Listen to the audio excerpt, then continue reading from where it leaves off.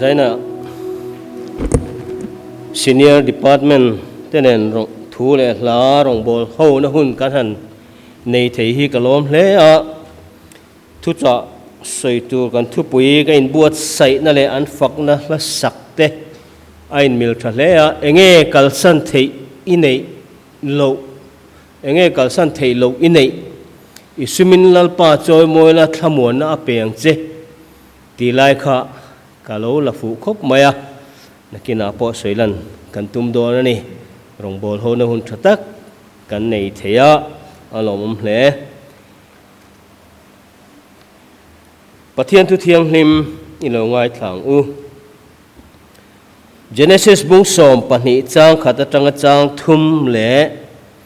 Timothy le ka ne na dirko pole ka ton pani na bung ni chang thum atanga chang sari pathian thu ilo ngai thlang u Genesis bung som pani chang khat atanga chang thum tin lalpan Abram ne na chuan I kholama ta le ilai chin te ho jinga ta le ipa in ta chuak la ram kala entir tu chelama kalro ti chuan chiro puit taka ka sia mangchia malpo ka so mangchia I ming ka tiro pui bokang tin nang mal som na niang che tin mal som saktu apiang che chu mal ka so manga an chelo tu che chu an chia ka lo ang nang ma chuan le nam tin an la thovengang atia thuthung thar lama Timothy thon ni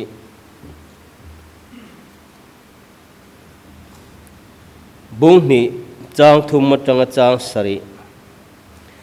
Krista Isua sipai thatak angin se ommi tur puiro sipaya om tura thlang tu chu ati lom theinan sipai tu ma indolain tun dam chung kho sakna te hian ain ti nok ngai lova tin in ti siak na te po chuan mi in be ma sela danangin a be lo chuan khum tirin a om ngai lova lo nei tu thok rim chu ara changma satu ani tu rani kathu so hi ngai tu ro lalpa chuan kong eng kima fiat theina a pedon si chia pathian thu kan chiarte kan zatan mal min som sakro se itong tryang u lalpa du tak kan pathian min mangai tu zaina hian ram thar pual thu pui be rual thu pui nunung ber ngai tu ho turini kokran ho te ibiak buk thiang ni ma kan lo loi le ta a lalpa kan pathian helai muna ke hep thu pui sei tur lo ding chuo khi eng ma kanilo ti ria a khongai takin kan thin lung thewa I thu kan chiar te mangin le I fakla kan sak te mangin emo kan sei tur te mangin lalpa nangi min pol so kong che thu sei tu alo trangla khongai takin lalpa sai ne hini ro puina ron puang chuo kong che I khongai om puina mal som na kan lalpa Isu Krista mingin kan dil che amen kan ngai thak tak ang khan ram thar pual hapta be rual thu pui nung ber kan lo theng ta voin lama khan no pang Sunday school in khom kan nei awangin chonu holama kan thu pui tur kha kan ngai tha lova chonu lama khan nangmal som na niang che ti ania chuta chang tarlan chu Genesis bung som pani kan chiar tho kha ania chuan zana hian mal som na ni tura thil poimo te ti ania thu pui in koptlat ania chu wang chuan zana hian kan thu pui atanga kan ngai tu na kan ti kan ngai tu hong hwa ring wa chuan tlemin a chhum bung deuh don nin alanga chonu thu pui nen khan kai kop ta ila nang mal som na niang che mal som na ni tura thil poimo te che nge ni ti te thu chhota ila tin thu pui siam tuin thu pui ziak tuina thu pui soi dan tur then tet abuat sai te po hi a theiang anga zui tumila a thain ka sia chu tiang tur chuan kan buat sai ani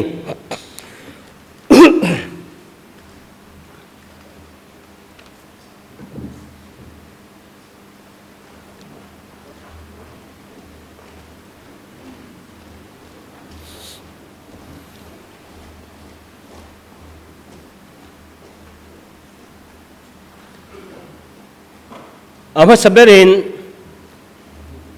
pathianin Abraham nena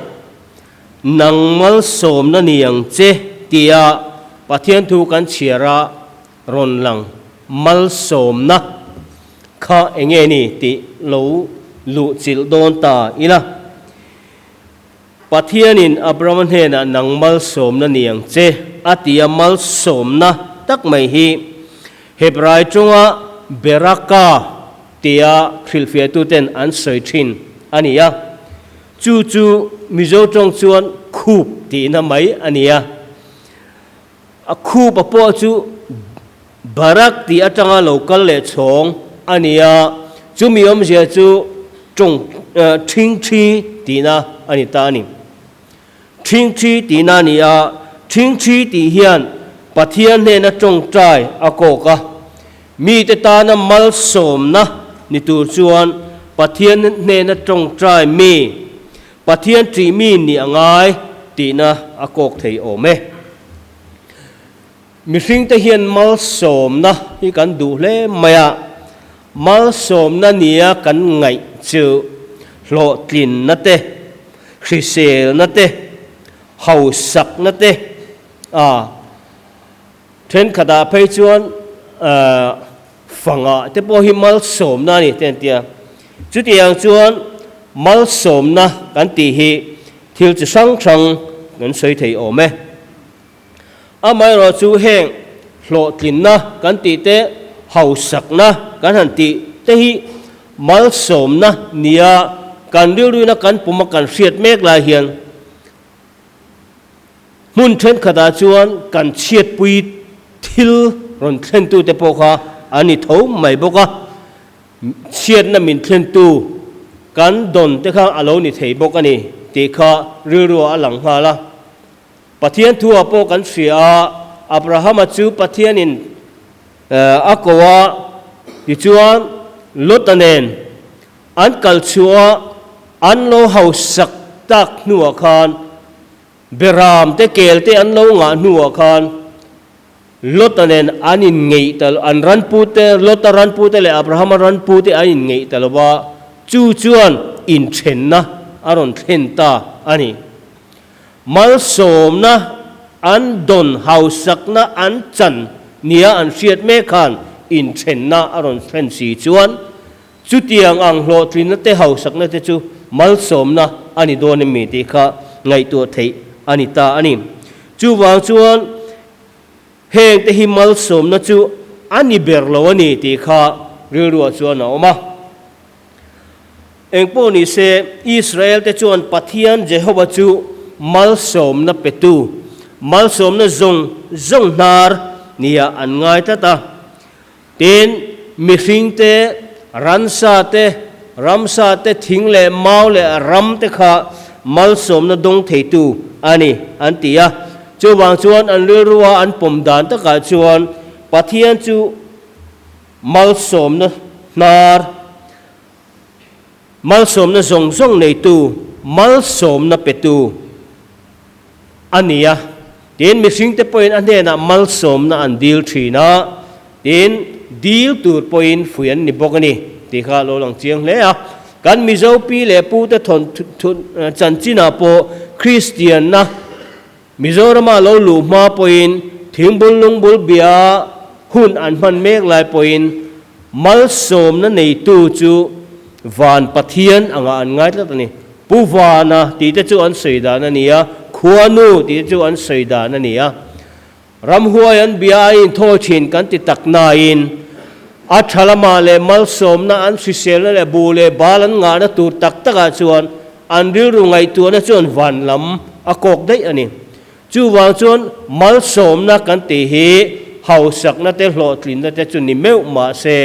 pathian na tanga chuak pathian na tanga mixing ten an don chu mixing le mixing te poina an inkara an man thin ania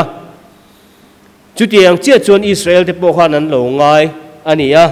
pathian mal som na chu thil thlon pek anga an ngaia tin tran puina na thil pek ang zong te pon an soi thina in zom tlata an ngai ani mixing le mixing inkara in pek te tin an ran vul te inkara duat tagan en kol na te khan mal som na thlenin an sia chu tiang chuan thil thati in ti ton that in lom na kha mal som na thlen tu chunglam du dan nin an thria ta wangin mal som na hi an ngai poimo em thina thil in pek mai pia lama thua mal som na te po an uat em ani mal som na puan chua an nei thina mal som na indil sak te po an nei thina ni thuthung hluya hian arona mal som na hanti te melkisedek mal som na hanti te hi kan hu lar pol an nia an mangan nia te an lungai nia te khoilowan kaldon nia te in nei na te tin nau piang en na te tin thi thua te mal som na trong kam an ur le thin ani tin ro in lua chung changa po mal som na an soi thina pa berin ro lua tu chu mal asom thina jakopale sawa thon thua chanchina po kan sia mal som na pa in adon to acham to asoi to chu nu kir thei ni lawa su le thei po ni lawani ti te po kan ngai thlak thin ka chu tiang chon mal som na hi voin thleng po hian ko ran ho te pon kan lamang zela mi mala le ko ran hoa mal som na kan soi thina tir ko po la nge po khan ale khathon bul lama te atop lama te hian mal som na thu amang war le ani social media kan uara tun la ya phei chuan mal som na kan in hlan deuh renga tuk chu nuam hanti te nilen nuam hanti te sap tong te pon an ti thina have a nice day hantia chu mal som na tong kam ve kani indu sak na tong kamani mal in som na tong kamani tin an soi thina chu tiang chuan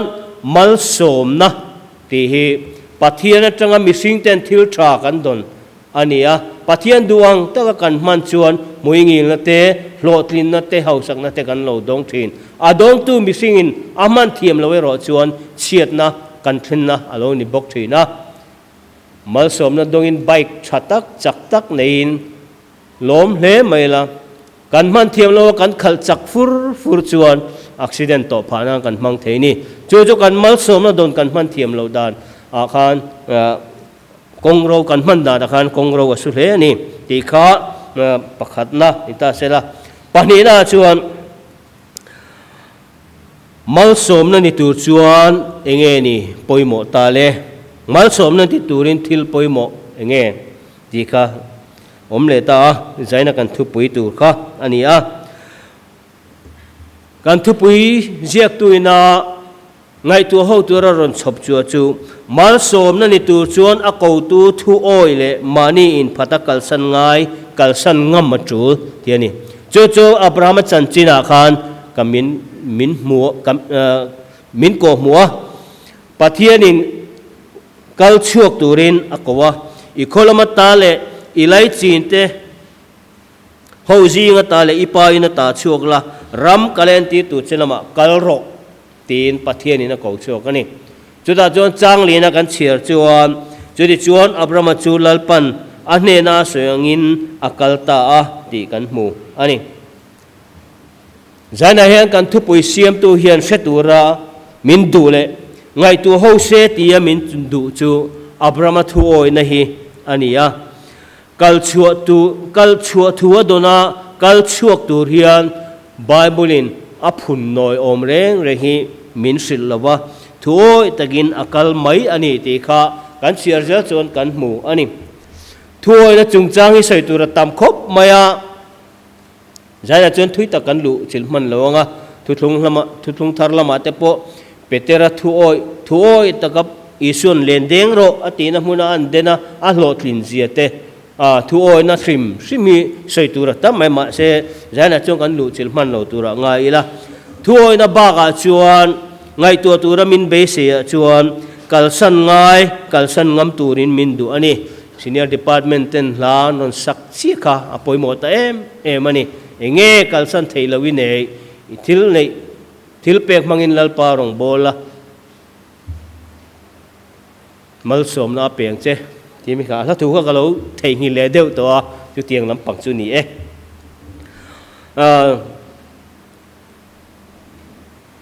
tu lai kho ve la ring tu tam jok te hian kalsan nei lawa rong bol hi kan tum tai mani chu o ti thei ania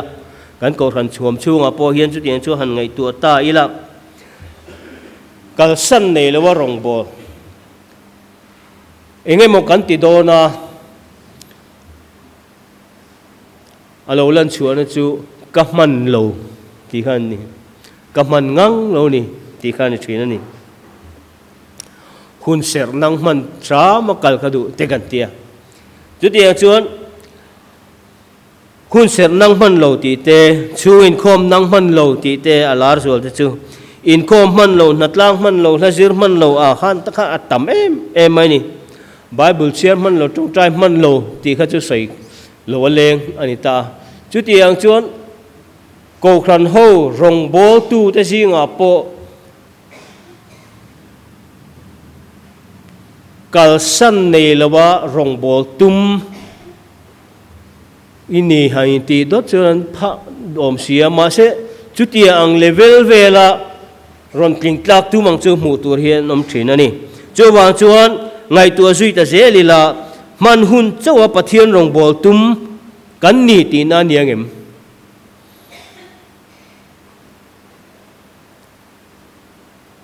eng tin nge chu tiang jon midang te tan mal som na kan ni theyang le kalsan nei ve dan hi om se kalsan nei ve tu ra rong bol hi tum ve tai la tu na hian kan chak jok ang lowang mo kan soi thui lo nga kan ngai tu chun zum se lang ti kha kan top na ni ta se la pathian sar adam ten kan oma kha kan secretary pon Christmas tholom chung chang ron puang ta pathian sar kan damanga Christmas te kan thleng le ni chuan lali suwa khovel sual tlan tura lo pian thu te apa thu oya mi singa ron chan thu te van ro puina zong kalsana leya lo kal thu te kan langai thale don ani chung zong chu keini misual te mising te boral mai tur tlan nan chan chuana na lo kal ani chu keini tan chon mal som na ani ai lu ai ro pui zo reng om lo chumi chu eng wange kan ni chuan la le suan van ro pui na po thla hlel hlei the lawa thu oi taka van ram akal sana leya missing te chan ang hasana zong chang tura aron kal lawang ani ti ka kan sia ta poi mo chu ke ni tan mal som na lut tak ani chu wang chuan kal san nei lawa rong bol te kal san nei lawa in pek te hi a chan ve deuh hlek lo mo ngai tu zum se lang o chu wang chuan kan thu pui siam tu hian rong bol na tak kan lu chil don chuan kal san nei ve turi min be se ni ado da chuan mal som na ni tu chuan nun le thil ti a kan che chu apoi mo ti a Jeremy bung som pasari cha som ni pakhata chuan lalpa chuan heti hian ti in nun hi film khur pui le tu ati e ti in tu lai kho vela mitlang nel tak kanun ania ka thu ti ni om taka eng thol le ve nei lo ni om tak anom thina kanun hi pathian ta ania pathian siam ania pathian ko ta om kan ni ti hi hriat reng tur ani mi te ti buai tu ni lawa midang te ta na mal som na ni jok tura kan nun kan uluka tula chu chuan aron fin chua chu thil thati ani Christian thalai Paul in ngana chang FSC bung ni chang soma hang kan hmuwa thil thati atan Krista Isu chun siam omin ama kuchuak kan sia chu thil thati chu kan omna turin pathiania buat sai lo kan ni KTP kan ni la jon kan in sei siak thina sei chuak thelo chu kan in sem thi na ni chu tiang chuan KTP thil tumdang pali te po hi midang te ta na mal som na ni tura buat sai na ve kan ni ko khan kut ke ni tura buat sai ti te chanchin thapuan dar ti te nakina kan la senga chu tiang chuan kan thupui siam tu hian mal som na ni tur chuan midang te ta na mal som na ni tur chuan om mai turin min ti lo re mo thil tha ti turin min be se ani mitam tak tu tun lai khovela mani ta na thil tha po ti lei thei to lo kopina sualina puar be te an om to a chu tiang chuan kan taksa hi kan uluka kan ti hrisel thata kan ven that apoi mo em maya midang te ta na mal som na ni tura kan in buat sai na thil tam tak mamo kan nei thina chumi kan mamo te ti thei tur chuan kan taksai kan ti hrisela kan ti fit angai ni mi pat mai chian na man kholo na man mai te zu le drugs ti na man mai te suarong bona na kan taksa kan man chuan ahun taka midang te ta na mal som na ni nei turin kan par chuak thei lawang ti kha hriela a thome kan veng thenom loka man khan vok a thi chum lai khan mi pakhatin vok a ti thi ve a chuta chuan ma main vok han phum tur chuan a theilo an thenom tlangwal te an puna chuta chuan an thenom tlangwal te la chu ama ai chak lo khan lo la nia engwange chu kan ti chuan an taksa fit thaturin a omlo rui thei thirin lo ti boy wangin bong tu thlo voi thum pon chek theilo chu chuan enge en ti kan ti chuan midang te mal ta na mal som na an ni chan sarem chan te lu nen an tan ti thei ani lo an taksa a fit lo wangin chu wai kan taksa I kan von fit angaya kan von fi sel angaya kan nun hi kan film khut pui angaya chumi huna chuan kan pathian thu kan thupui na min be sayang yan midang te ta na mal som nan ti turin kan nun alo par chuak thei don ani in tran pui ton na nung ho dial turin mi sing dei siam kan nia pathian in buat sai da ani thenom khowe te ta na mal som na ni te hi thil har sa ani lawa tlangwal te nula te lir thei ten kan kal thina tian lir thei kan han tlan te po hian ke akal kan mu chuan I lo kal ve due I lo chuang ve due han ti mai te hi mal som na thatak ani chuang du lo ma se arel zui mi lawang che lom em ang chu ti yang chu nia har sami lo ani chu ti na kalain la li chuan heng kami te ber te si ngami pakhat chunga in ti chu ka chunga ti in ni tia min la pom sak le ta ngala kan thil thati hi apomani chu wang chuan midang ten ta na mal som na ni tur hian thil te tak te nia kan ngaya hian alo poimo em ani ti kha kan ril ru om sela thil ho te nia kan ngai hi midang te tan mal som na lian tak ani thei ti kha kan siat apoimo ome ador le chuan midang te tan mal som na ni tur chuan pathian du zong nun apoimo atir lama kan sei towa thuoi na apoimo kan tia thuoi hi tharau mi ni na ni thuoi lo tharau min mutoem chu wangin thuoi hi apoimo ti kha kan sei non le nia rongbol tu te zinga po thuoi kan zir thar le ngai mani ngai dan kal tlang pui tum tlat hi thilom thei ania rorel pui nuam committee pui nuam midang te ngai chang thiam ni te hi zir thar le apoimo em ani kan zui berlali suo po khan thuoi tum tlata ti ani thin kha mo thuoi hi apoimo em ani soi thui lo ila ngai tu zui tan le thuoi kan zir theina turin chu kan sei ani adot le chuan lali suo thu pek khovel zong akalula thil siam zong ne na chuan chanchin tha hi thil ro ti hi kan ngai poimo pho chuan midang te ta na mal som na kan ni nge yang ti ka ringila he thu pek ngai poimo piang chu midang te ta na mal som na ni nge yang ti kha kan rin tla turani eng ti kan rin ngotang khai ma o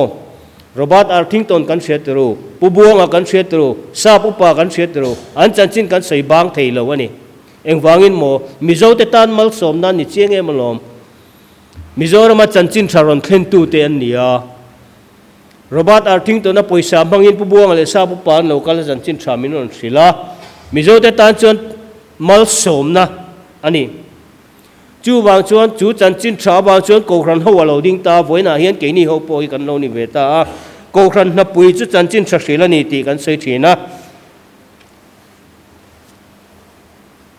na thoka chanchin tha puan dar na thok ani ko ran chu van ram cha bi kol tu ani ti pathian thu kan hmuwa sem huna kal tur te van ram lu ti he ko ran na pui ani chu na chu midang te ta na mal som na ni the na kong pui ani a thil pek mangin rong kan bol thei ti ra ni chu kan senior department te la sak bok kha lo lang le thin chu wa chuan zai na hiam kan thil pek hi atle me mo ta me mo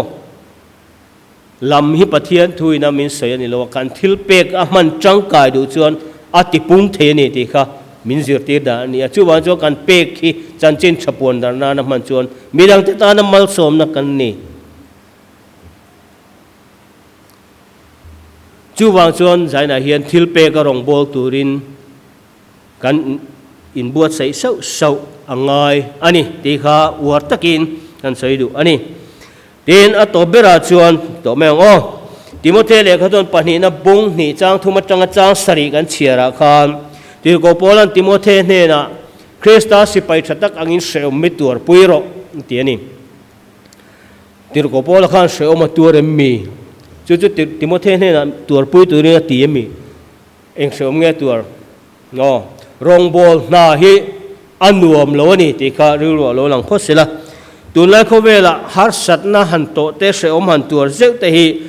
a har sa kan ti em me hi zaina po in khom kal don lai velin ro an sura kal pe lo kha atam zo kan ta kal kham chu ti hi zani somthum panga chau kan ta ani pathian thu bible kan share hian pathian mi te har sana tok le pathian mi te seom tuar hi an tam em ani thu thung hluya po habaku ka te Daniel le thian te Joseph te a sai tur tam takom thu thung thara po tir ko te thil ti kan chiar phei chuan nasata ka tuar tu te kan huwa ma tir ko po langai po hi nasata ka tuar tu ani chu wang chuan tir ko po la hian Timothea ron tlangwal tir rong bol tura rong bol na ron lu chil chan tir ne na hian Krista sipai thatak angin seom mi tur pui ro ati sipai ho ten seom an tur dan hi ka hriat thiam pui vak lawa kan zinga sipai ban no mema sipai bang motal chom sela seom an tur dan chu an sei thiam jokin karinga engpo ni se training how tak sipai hian an pal tlang ani ti kha hriat phot tur ania ten chu ba ka chuan discipline khau tak nuaya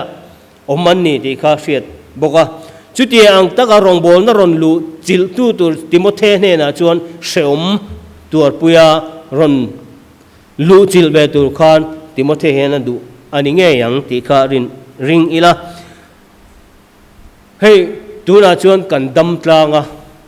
kan hlim viau ani theya har sana han tor em po kan nelo kan har sana tor chu zanin ru sur te kha ni deu maya han tur em tur po om chuang lo ni ma se eng ti kai mo chun har sat na te se om te kan chung alo la thleng don ani eng har sat na nge ti ro chu kan thelawa mi mal har sat na nge chung ko har sat na nge rampum huap ang chi te nge ni ya khotla nge hati ang khan sel na lama nge eile bar ko nge sum le pa ya nge eng ang har sat na nge kan to don kan thelawa pathian thu chuan eng kim min ta ni ati mia o wangin thi na te po kan tok don tina nia chu wang chuan zai na hian har sana te tu na te hi pathian rem ruat na hian a tel vek ani ti hi sephot mai la tu man kan pumpel lo tur ani ngatinge kan pumpel lo wang bo chiat na kan thla tu te evile daman bo chiat na wangan khowela har sana tu na tam tak alo thleng ta an tuara an thia an tuar zela an thla ten ke ni thlengin kan la tuar zel don ani chu chuan top chin anei don lo ani amai ro chu bible kan hmuwa pathian mi te ro chuan chuang har sana chu alo thleini engti nge an ti hi apoi mo lai tak chu ani ta a sam ziak tu chuan ithurote ka zir theina ti se oma kalo om kha kata na thani ti dai mai ni chu la siam tu in alo lang alo la chonga ti se oma kalo om hi katan reng hian mal som na ni alo ti boka christian namu number somli na khan keinin van duana kan ruat amangai na lan tir tu lo ti boka ni chu ti ang chuan se om na te tuar na te har san na kan ti te hi mal som na char chua nan an lo mang ani chu har san na ruama tai min pathian an hmuwa pathian o an lo sia chu tianga tang chuan hla thatak tak alo piang chua ke in lim takin kan lo sa ngai tu chiang mang lei loin kan lo saliam ve mai te po alo ni reng the ni a mai ra chu khang kha kan chunga thleng thei vet alo ni reng sia midang te ta na tu mal som na ni tur chuan khami hlaphua tu te khan har san na an lo to ka ni an lo tur ani ti te kha ngai tu thleng phakila chu pathian tu in engkim in ta ti te zinga khan atela wangin kan chunga po thleng thei ve reng ani ti kha reila chuang chu kan chunga thleng thei ve ani wang chuan kan rilu kan in buat sai po angai ani la tha tak tak kan phua ve thiam lo ani mai thei amai chu ti zong po hen ngai tu tai la har san te tu na te po lo thleng hi kan ta tur ani engwangin mo kan rin na fia na tur ani ti kha riru a tel tai la thome har san te tuar na te hian mal som na in phum ruwa mal som na alo omru khiaw ani chu midang te ta na changka midang te ta na mal som na alo ni reng boxi mo in khom pe lo em tum te ru sur bur zan te zani na nga te kolum huam lai te tv a hu nom en chak om tok kal san ngai a om tum te hian thu oi taka kal san ngai kal san ngam tur te tuar pe tur ten tu na tang hian kan in sir lok lo chuan eng tia nge kan in sir chuan nang kan nun le kan taksa hi kan ti chelanga kan ti tuar feanga kan ti fi panga tiang chuan thingkung po thi na nem anem chuan a chang sau sawa fi chang in man tlakin aum zo kan an ti kha chu ti ang khi na nuai lo thingkung chu thina de na tuar an nuai huna atliak mai thin chu ti ang de jo kan taksa kan riru kan ti fit anga kan tuar anga har sana ho te ni kan thir chang po yen thei patop kan chua chuan nakina har sana lien deuh lo thleng ta se chu kan tuar thei don alo ni chu wang chuan sai na hian nang mal som na niang che tia pathian in abrahama ne na ako mal som na ni tura thil poi mo te mani kanin pek na te thu kan oi na te kalsan ngai ni kan fiat kan kalsan ngam te hi ke mani tan zel hlok na lo ni rual hian midang te poi na aran lo seng thin ani atiani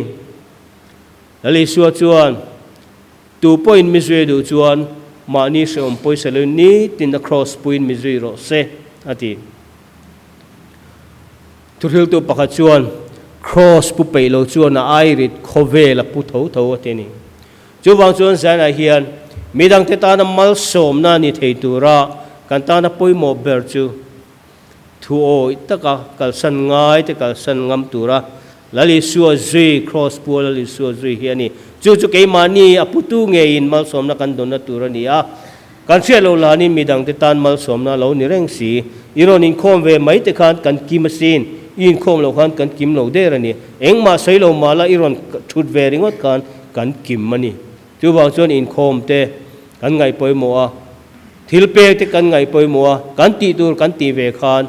midang te tan mal som na alo ni reng ani ti hi zaina hian i zir chong u lalpan kan za tan mal min som sakro se